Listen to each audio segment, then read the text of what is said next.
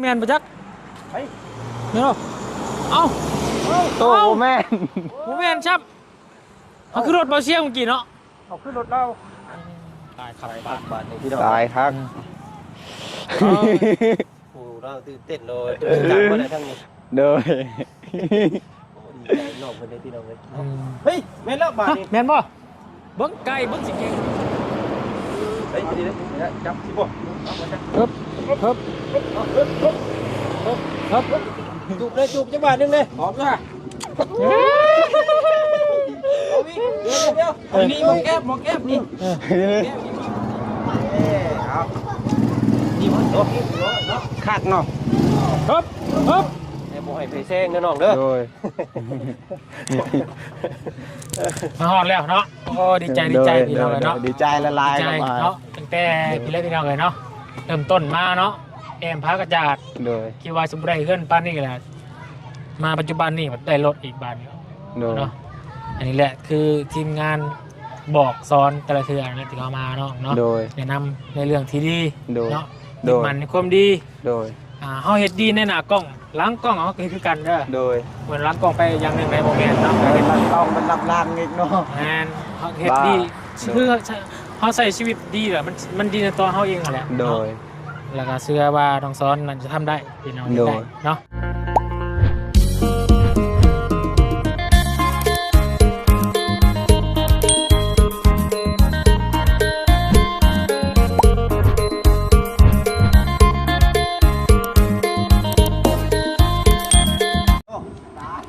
ฮะเป็นยังกลายไปเลยโมเมนต์แล้วใกล้ปีนี่ผมไม่รถเสียงบ่เพราะว่านึกว่าอันรถน้องซอนเพิ่นย้ำหลังรถบ่เสียงจริงบ่ตายไปเลยเอ้าสั่งบาทแท้เนาะตายกู เอาน้องนี่หมักระเบิดแน่นี่เอาไปอันนึงตัวนี้ตัวนี้เอานำฟังเสียงคนผู้โชคดีไปแป๊บมันเลยระเบิดเฮ้ยแม่นชับเนาะโอ้ยของคอยเวลาพี่น้องเลยเนาะสีมาฮอดงามยามดีจะอดใจจอน้องซ้อนกับคล้องคอยถ่าสบายดีใช่เลยพี่น้องเลยเนาะมื้อนี้ทางบ่จันรับน้องซ้อนมายืนรอทางตูพอเพิ่นก็มักคอยสะอาดขนาดพี่น้องเนาะเห็นทางบ่เชียงบอกว่ากำลังเดินมาแล้วว่าพี่น้องใกล้สิฮอดแล้วเนาะโดยแต่ว่ายังบ่เห็นอยู่นี่เนาะได้ตื่นเต้นบ่โดยตื่นเต้นเนาะจะได้รถขี่คือหมู่บ่ให้เด้อบ่เอาเด้อให้เด้อโดยเนาะบ่ให้ที่เนาะโดยเราดีใจเนาะบ่ให้เด้อโดยดีใจเนาะมึงดีใจคือสั่นน้ำนองประเทศอันนี้เนาะทรงผมใหม่ไปยักนี่เนาะทรงผมใหม่แล้วสบายดีเด้อสบายดีเนาะมื้อนี้ทางเฮาก็นี่แหละพี่น้องเอ้ยมายืนรอท่ามกลางสายลมหนาวมื้อนี้เนาะพาน้องสอนเพิ่นมาคอยทางจะว่าลอเกอร์ชื่อจักถ้าแต่เพิ่งยังบ่เห็นอยู่นี่แล้วบาดนี้พี่น้องเอ้ยเฮ็ดได้นี่เนาะโดยผู้ทางทุกพ่อเพิ่นก็อันเสียหญ้าเสียตองถ่าแล้วทั้งนั้นพี่น้องเอ้ยเนาะใช่ล่ะแม่นบ่เมื่อกี้กล้าไปบ่แม่นบ่แม่นเติดอยู่เนาะแม่นบ่นี่คือสิแม่นบ่จักเฮ้ยแม่นบ่เอ้าโตแม่นบ่แม่นชับเอาขึ้นรถเบาเชียงเมื่อกี้เนาะเอาขึ้นรถเราบ่ขึ้นรถเชียงมาเมื่อกี้นี่จักแหละน้ำล้างรถก็แม่นได้คือขี่ไกลพุ่นเสียเนาะการบาดนี้น้องทอนเฮาแล้วซาดปานนี่พี่น้องเอ้ยตายได้นี่เนาะบ่ได้รถแล้วจอดชับมึงทอนเอ้ยตายพูดไปเจ้ารอบนี่เจ้าว่าเสียงเอาไม้ผู้ไม้ก้อนแจ๊กจักละเขาเฮ้ยสุดโหเฮือนน้องเงินไม้น้องไทยผู้เจ้าผู้โชคดีอยู่พุ่นมาจักเนาะเจ้าผู้โชคดีอยู่พุ่นมาจักโดยแล้วกันเจ้าบาดเนาะ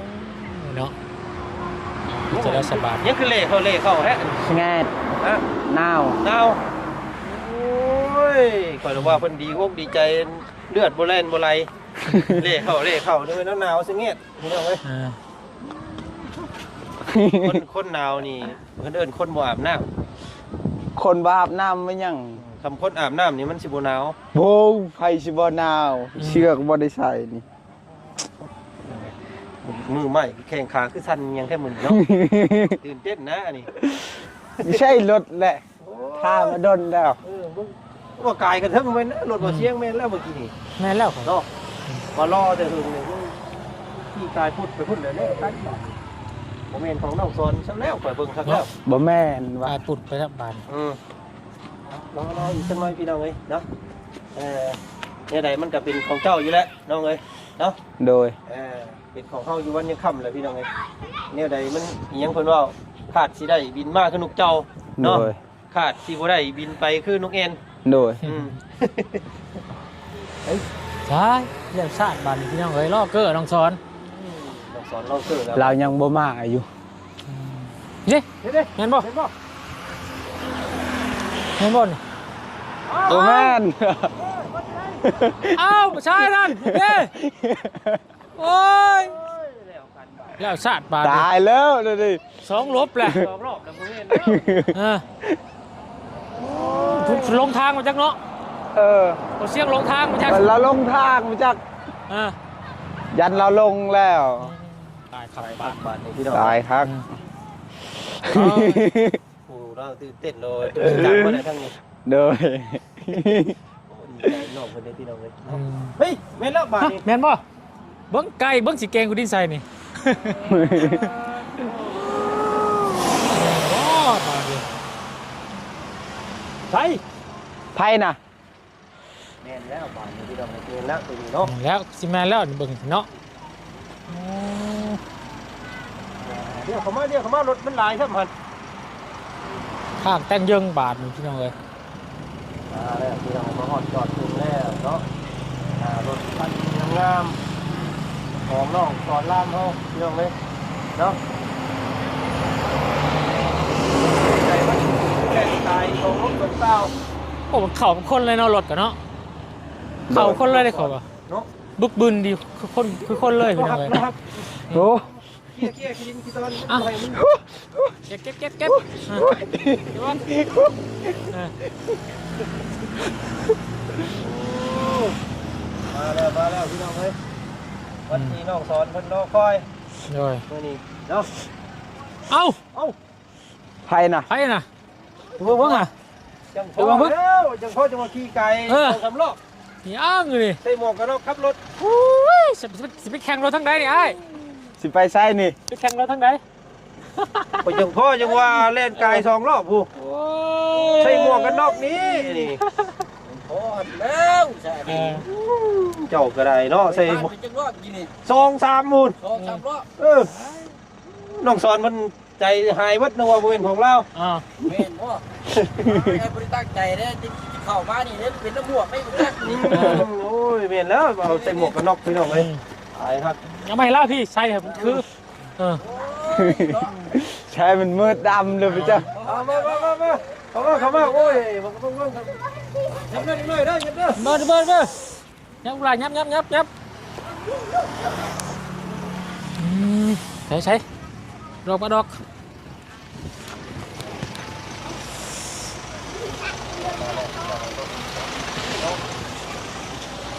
จับขนาดนี้เอาไว้ครับ โอ้งามคักเนาะ ฮะ งามคักเนาะ ทำคักป่ะ โอ้ ใช่ลูกไปคำบ้างฮะแม่ของเจ้ารีบ่ โอ้ สังเกต ให้กว่าสิไปขับรถแข่งเนาะทางไหนนี่เอาไปได้อย่างพ่อยังว่าเล่นกาย2-3รอบ อ่า หนาวเด้ อ่า หนาวไปบ่ยังบ่เห็นเปิดร้านเองก็ยังปิดเลยใส่หมวกเลยไปฮอดบ้านตะกี้พี่หมู่พี่นี่ กลับมาแล้ว กลับมานี่มันลืมอีกไปพุ่นอีกไหวแล้วท่านนี่หนาวเพราะถึงว่าเป็นแม่ สั่น เก่งไปเบิดแล้ว โดยดีใจได้รถใหม่ เดี๋ยวเบิ่งโลกข้างหลังเต็มอยู่บ่ อืม สี่เสียงเพลงเนาะมายินดีน้ำน้องซอนเนาะ เนาะ โอ้ จะเอาหมวกก่อน มอบแต่หมวกนี่ก็ดีใจเลยครับใจละลาย เอาหมวกก่อนเด้อหมวกก็งามเนาะ โดย หมวกก็งาม หมวกก็งามแล้ว เรียบร้อยแล้วพี่น้อยมาฮอดจนถึง มาจะใส่ด้วยได้พี่น้องเจ้าของเพิ่นก็ได้ เท่บ่ โอ้ยเนาะ ดำทะมึนเลย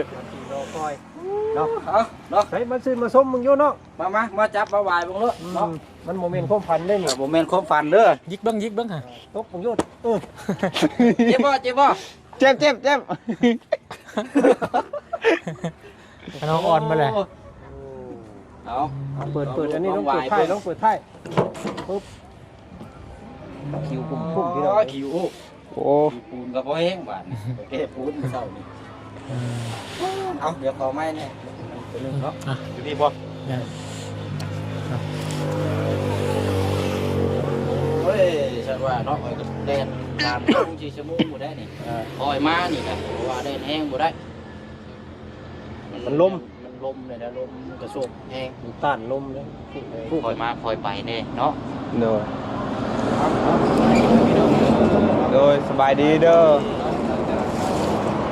ผู้ใหญ่ใจดีที่มีส่วนร่วมสมทบในครั้งนี้เนาะทุกช่องทางเพิ่มสุขุสุขคนนะพี่น้องเด้อเนาะมาฮอดจนถึงอย่างปลอดภัยเป็นที่เรียบร้อยบัดนี้เนาะ โดย เขาบัดนี้ก็สิเฮ็ดแนวใดบัดนี้ มันจะพากันเอาลงแล้วบาทนี่พี่น้อง ตามลงเนาะ ปล่อยได้หันเนาะรถใหม่ป้ายแดงครับสีถลอกบ่ได้เด้ ใช่ปลายมันบ่มีบ่ เดือนหนึงแน่เนาะ ปลายมัน ป้าย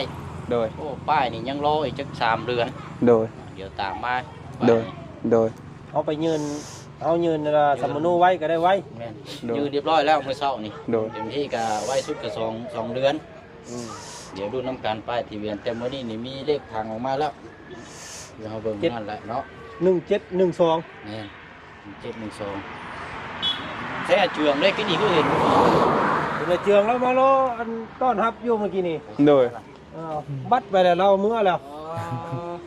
เห็นอยู่ในเขาไปในวิ่งบาดนี่ เฮ็ดดีได้ ดุยเห็นด้วยครับเฮ้ยปุ๊บ โอ้ มาพี่ก่อนเอาเด้อ สันเส้นแล้วก็เนาะ มันเข้าคนละสีพี่น้อง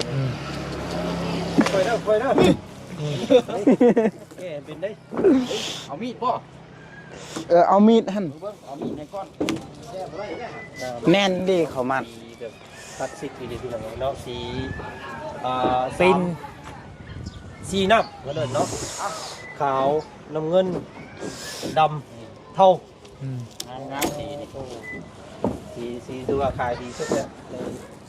ในเวลานี้นะสีที่ว่าต้องตลาดเป็นต้องการโอ้โลแม็กอย่างดีเลยเนาะ ตีนใหญ่ดีเนาะหล่อตีน ยังไงเนาะเอามาขับมาปูนแล้วบัดนี้เนาะมีได้ล่างบ่ โย ตรงล่างเลยเนาะ ข้างล่างเลย มันบ่ล่างนี่บ่ได้เด้มีแนวเปลี่ยนไปเด้มันต้องล่างมันต้องชิดต้องทูเด้ ขี้ไก่ โอเคเอาไว้รูปมันต้นก็ได้ละว่างแล้ว ได้ปะครับเปิดกันได้ป่ะเนาะโอ้เนาะน้องเชียงก็เมื่อแหละพี่น้องเลยป่ะนี่กินได้ สิได้บ่ นั่งไม่ได้เราไปเอ้า มาไปจับมาน้องเพิ่นจับหัวไปเพิ่มก่อน เจ้าจับจะพุ่นเจ้าน่ะเฮ้ยดีเลยจับสิบ่ ฮึบฮึบฮึบ ลงมาเจ้ามาดิลงมาเลยลงมาเลย เอา1 2 ฮึบฮึบ โอ้ถูก นักเนาะ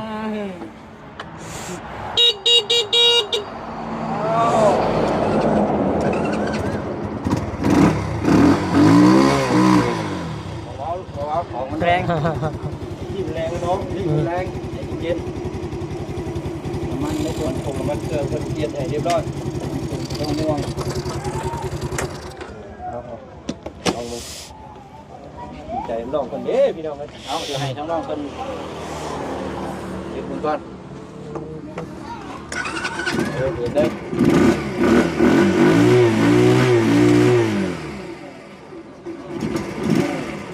โอ้เราบึงรถบึง ล่างปิดเด้อรถบ่เช็คได้น่ะ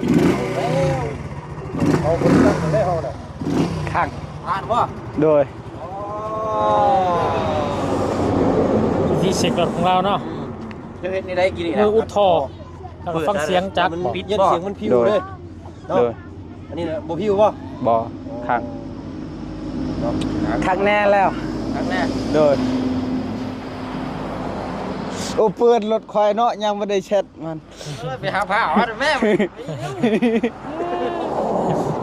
ผ้าเอาเช็ด อืม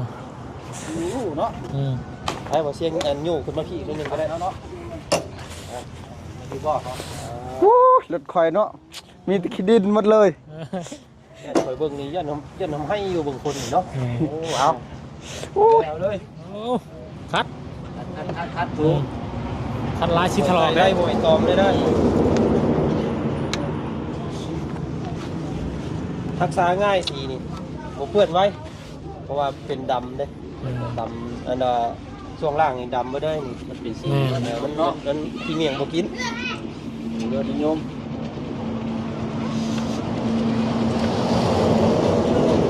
เดี๋ยวเอาไปนอกกับนอกทีกับนอก โยให้น้องเพันลองเนาะแถว น้อยเนาะ เดี๋ยวเอาหมวกกันน็อกกันแน่น้องเอ้ยหมวกกันน็อกมา ลองเล็กน้อยก็ได้เนาะ แล้วลองเป็นทีเย็นกงมะขามไปแล้วอ่ะ ไปล่ะไป งามเนาะ เฮ้ยลูกคักลูกแม่แท้นี่ พร้อมเบิ่งบัดนี้ จูบเลยจูบจังหวะนึงเลย พร้อมจ้ะเดี๋ยวนี่หมอแก้มนี่แก้มนี่มาหอมนี่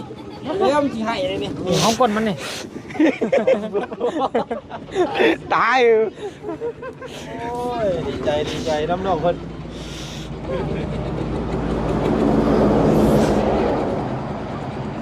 โอ้สั่นเป็นไรมึง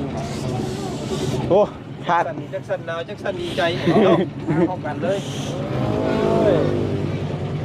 มีเสื้อได้เนาะอ๋อเสื้อมาให้น้องเพิ่นเปลี่ยนมันเข้ากันโลดเสียง นี่เนาะเอาจะถือก่อนเด้อ ว่าให้มันครบสูตรแล้วนะแหงล่างไหมรับเด้อดีหน่อยเด้อลูกหลาเด้อรถเด้อระวังเด้อมาบ้านเบิดบ้านพี่น้องมาหุ่มเบิ่งน้องสอนมื้อนี้ อืม เนาะ แตกตื่นขึ้นบ้านเนาะ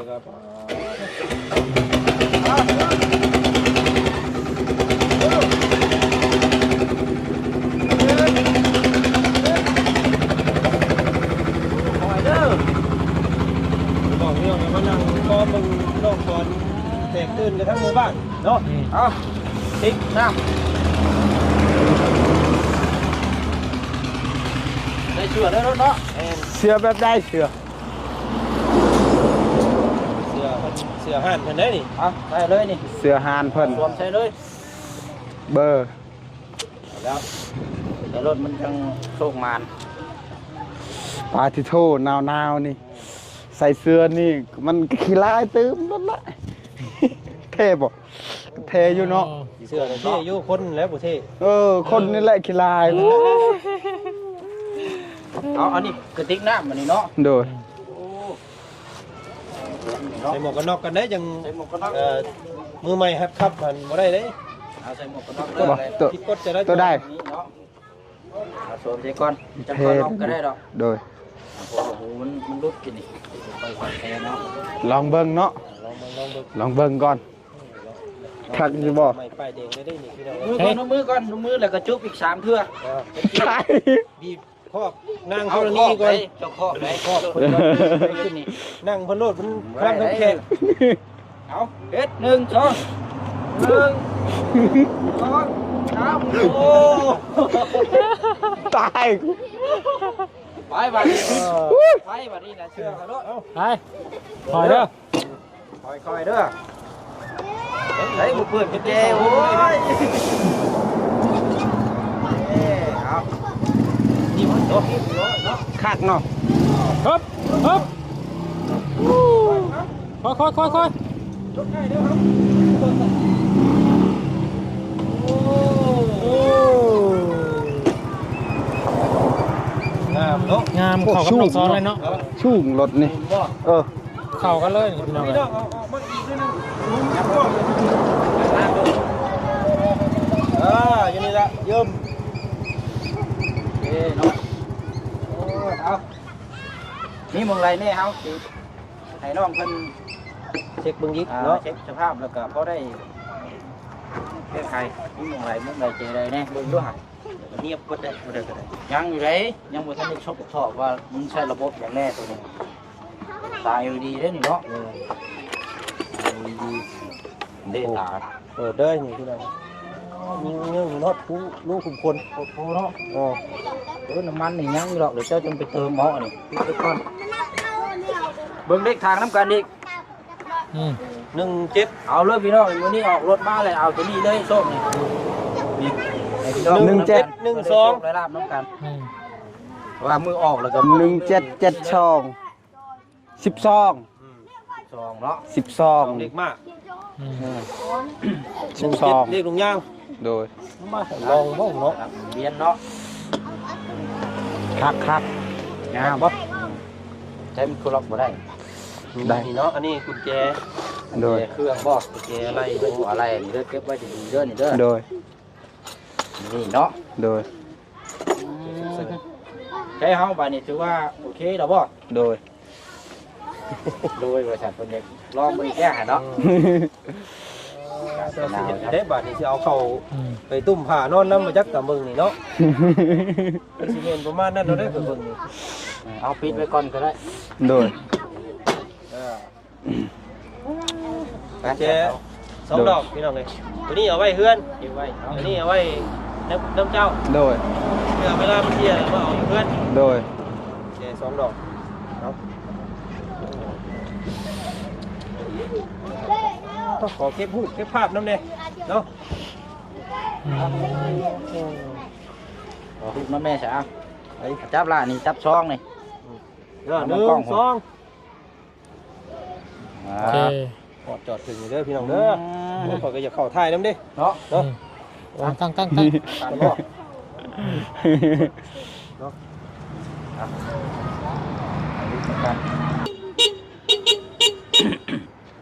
โอ้ขาดเนาะเก๋เรากันเนาะ เฮ้ยตุพอบ้างเนี่ยนะพอเออ รถที่ได้เหรอ เออ รถไม่นี่ เอ้ย รถไม่ภาษาตัวว่าไง รถไหม้ รถไม่คือกัน รถงามประชาควายนะ รถซื้อรถไม่ ลัดอ้อลัดอ้อ ลัดอ้อ โดย เอามาแสดงความยินดีกับลูกเนาะ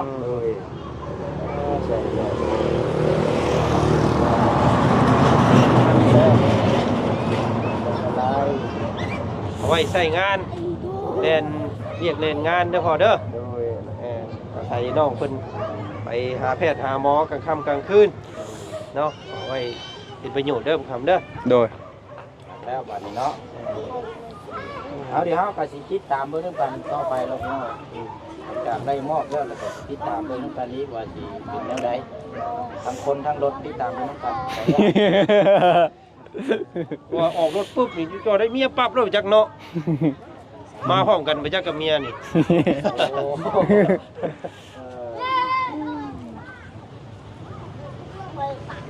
จะได้เฮามีแต่ว่าใบตัวนี้บัดนี้เนาะ โดย เอาต้องสอน อธิ จัง บายอธิบายด้วย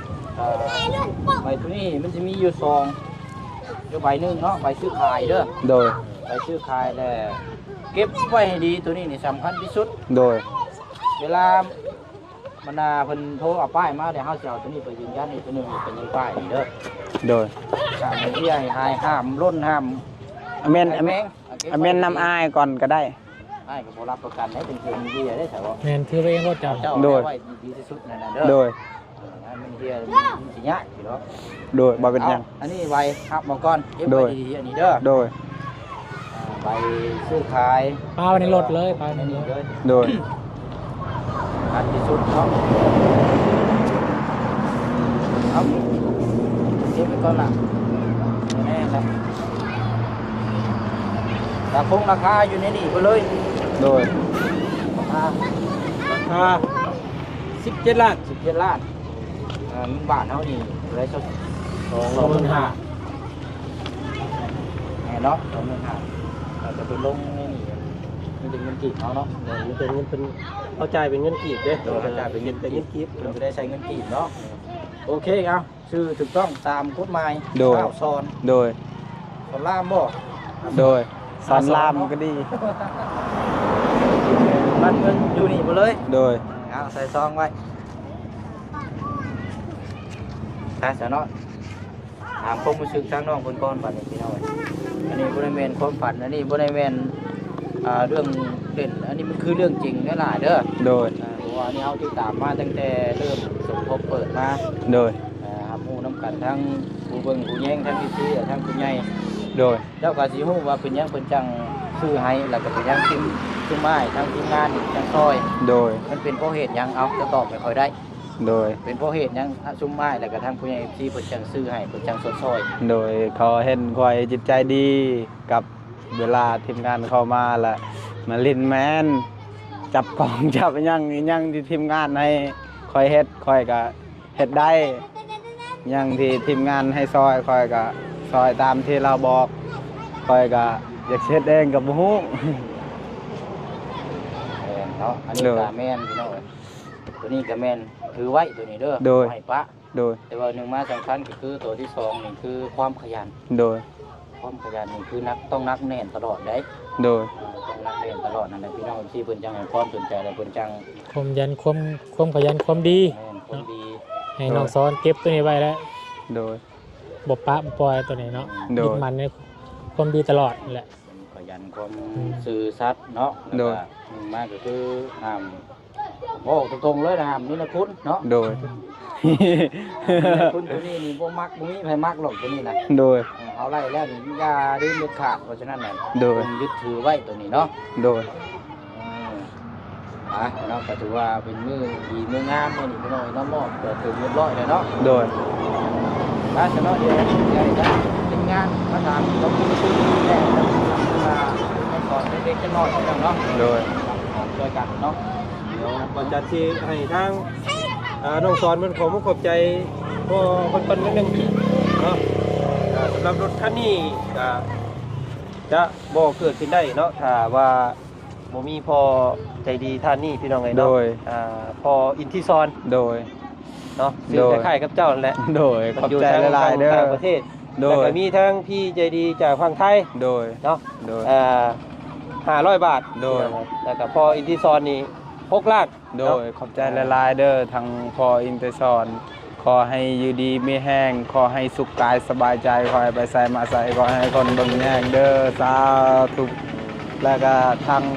แม่ใจดีอยู่ฝั่งไทย ขอให้อยู่ดีมีแห้ง ขอให้สุขกายสบายใจ สาธุ ขอให้อายนำเด้อ ขอให้อยู่ดีมีแห้งที่มาร่วมสมทบให้กับน้อง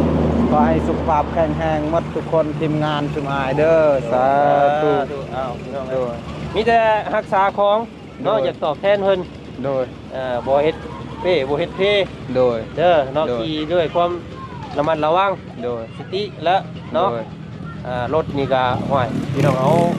ใช้เป็นประโยชน์ก็เป็นได้ โดย ถ้ามันใช้บ่เป็นประโยชน์ก็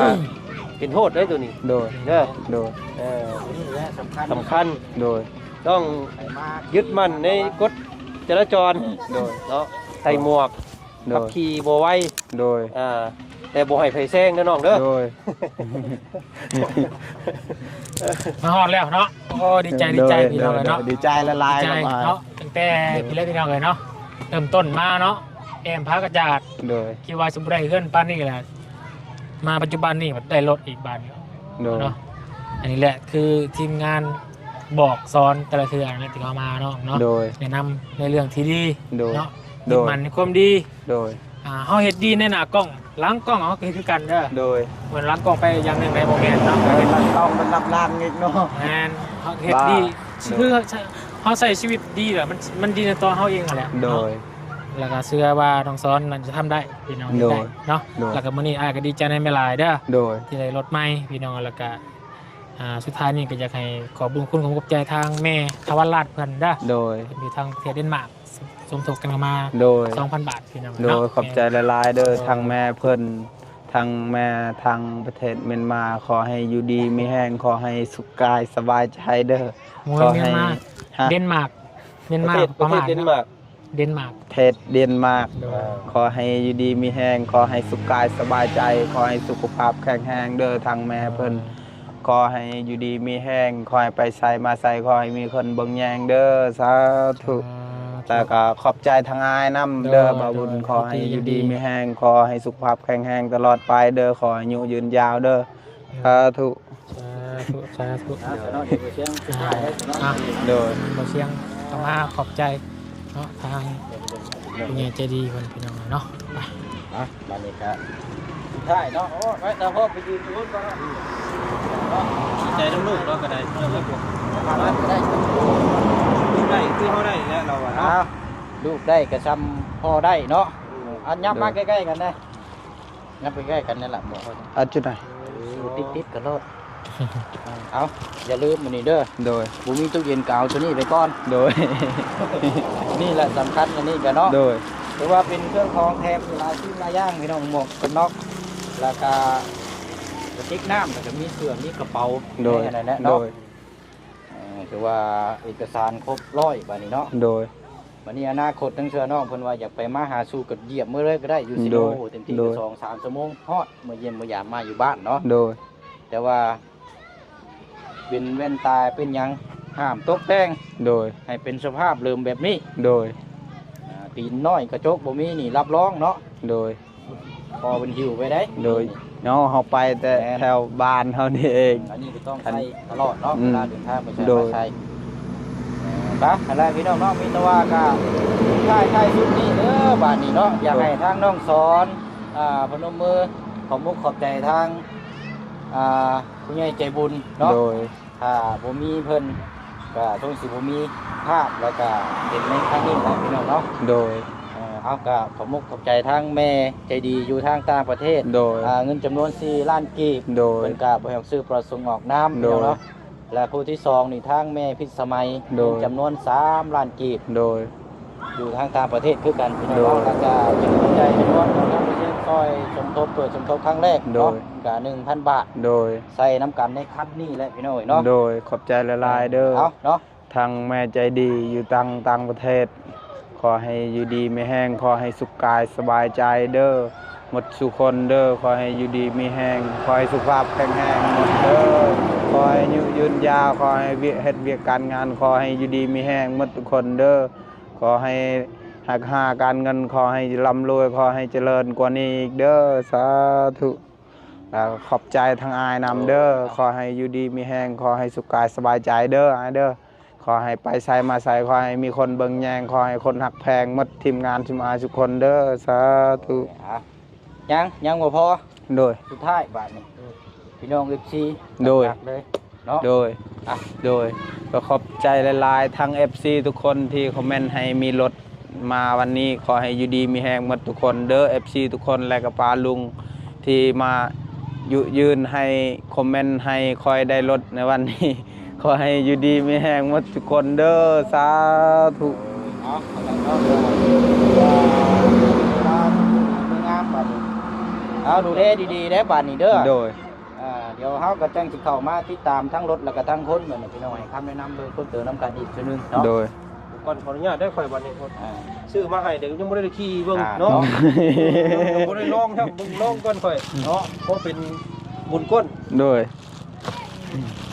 ร่ำรวยรวยเด้ยนี่พี่น้องเอ้ยเนาะ ค่อยๆชุ่งได้รถนี่ได้ ใหญ่เนาะสูงใหญ่ครับพี่ ช็อตไปนั่นได้ล่ะไปทางไหนเอา โอ้ เอ้ยเอ้ย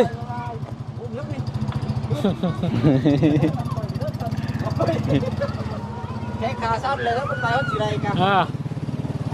คนลงไปคนลง ปึ๊บเขาก็เลยพี่น้องนะกับน้องสอนสีรถคันนี้ดำผสมน้ำเงินเฮ็ดให้มีราศีจับเนาะคือรถมีราคาแพงเลยแหละพี่น้องเนาะ ตัวเสียงนี้ เสียงแน่นมัน เหมาะรถกับน้องซอนเลยครับรักไปจีบลูกสาวเพิ่นกันครับกัน เหมาะเลยกับคอยกีฬา เออเพราะว่ามันบ่มีเสียง โดย เก็บเสียงได้ดี โดย ดีแล้วลง ไปรถบ่ได้นี่เนาะ โดยหยับมาพี่ก่อนมันชิล่มและเด่นบนนะมันชุ่งว่ะ สูงครับล้อเม็กมันเลยล้อเม็กกับยาง เข้าห้องนอนมาได้เนาะ โดยเข้าห้องนอนและ นอนกันแล้วมาแล้ว ดีใจนะ โดย ป้าสนอเดียวเฮาก็สิได้ขอจบคลิปลาพี่น้องไปเพียงซ้ำนี้ก่อนเด้อพี่น้องเด้อเนาะ โดย เดี๋ยวจะมาติดตามเบิ่งดูเช่นก็เดี๋ยวติดตามโค้ชนะครับ มืออื่นเนาะมืออื่นบ่ครับควันแล้วนะ ผ่อนไหน โดย ก็ต้องเคนเอาแล้วได้มืออื่น โดย บ่พาออกไปทางใดเด้อ โดย หับก่อน ก่อนเนาะ ล่างน้ำอบน้ำหอมล่างก้อนน้ำขี้ดินมันเอาไผ่ผูกคอเพิ่นมืออื่นเอาผูกแขนไว้มาทำมาปูน เนาะเป็นรถหาเงินหาคำเป็นรถเดินทางจะให้พวกกล้องรักษาแล้วอ่ะจ้างซื้อได้ไหนล่ะพี่น้องเนาะรถคันนี้อยากถ่ายอย่างมีซื้อเป็นคนนะ รถคำคูณ ขอบคุณใส่บุญบ่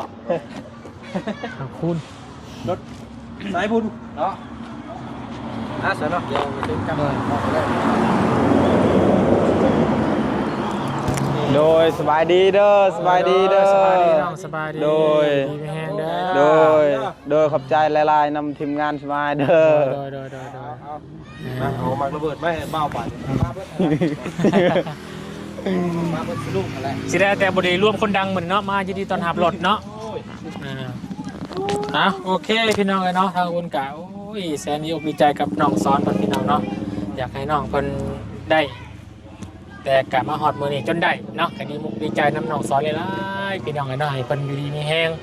เนาะขอให้น้องซ้อนกะเป็นคนแบบนี้เนาะเป็นคนดีเป็นคนกตัญญูรู้คุณขยันแบบนี้ไปตลอดเด้อเนาะเชื่อว่าเนาะโอวัตน้องซ้อนและผู้ละคนเนาะก็เอาเป็นแบบอย่างเนาะการที่ว่าเฮาดูขยันบ่ขี้คร้านความมั่งมีมันต้องเกิดพี่น้องเลยเนาะวุ้นเชื่อว่าแบบนั้นเนาะโอเคแล้วก็ขอให้เด้อพี่น้องเด้อผลบุญผลกุศลได้สร้างมาทั้งเมทะวันรัตอยู่ทั้งประเทศเดนมาร์กก็ขอให้แม่จงได้รับกุศลได้หลายเนี่ยแค่ทำมาต่อหลายครอบครัวเนาะโดยเฉพาะตอนนี้ทั้งน้องซ้อนการได้ลดล่ามของตัวเองขอให้ชีวิตของแม่ราบรื่นไปอยู่ให้ของหมายค่าได้แม่เด้อมีแต่ความสุขความเจริญสิ่งสำคัญขอให้สุขภาพร่างกายแข็งแรงเนาะแล้วก็ขอบุญคุณขอบใจทางของพี่น้อง FC ปาลุงบัดสุขุสุคนที่ให้เกียรติตามรับชมเป็นกำลังใจกับปาลุงสารวัตรตลอดมาเนาะแล้วคืนนี้ไปแล้วสบายดี